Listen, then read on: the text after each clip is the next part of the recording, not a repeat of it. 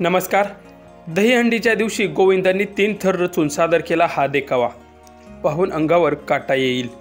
Video पुढे पाहण्याआधी चॅनलवरती तुम्ही नवीन असाल तर आपला आरजी मराठी न्यूज चॅनल जरूर सबस्क्राइब करून घ्या। संपूर्ण देशभरात 26 ऑगस्ट रोजी भगवान श्रीकृष्णाचा जन्मदिवस मोठ्या उत्साहात साजरी केला। परंपरेनुसार रात्री 12 वाजता श्रीकृष्णाची पूजा करून त्याला नैवेद्यही दाखवण्यात आला। कृष्णाच्या जन्मानंतरच्या दुसऱ्या दिवशी म्हणजेच गोपाळकालानिमित्त सर्वत्रच दहीहंडीचा उंच थर लावून जल्लोष साजरा केला जातो। तर अनेक ठिकाणी मुंबई पुण्यामध्ये दहीहंडीच्या मोठमोठ्या स्पर्धा आयोजित केल्या जातात।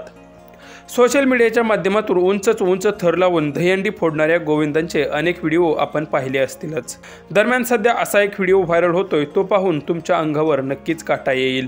व्हिडिओमध्ये तुम्ही पाहू शकता की गोविंदांनी एकूण 3 थर रचले आहेत आणि 4थ्या थरावर छत्रपती शिवाजी महाराजांनी अफजल खानाचा वध कसा केला याचा जिवंत देखावा या गोविंदांनी सादर केला आहे।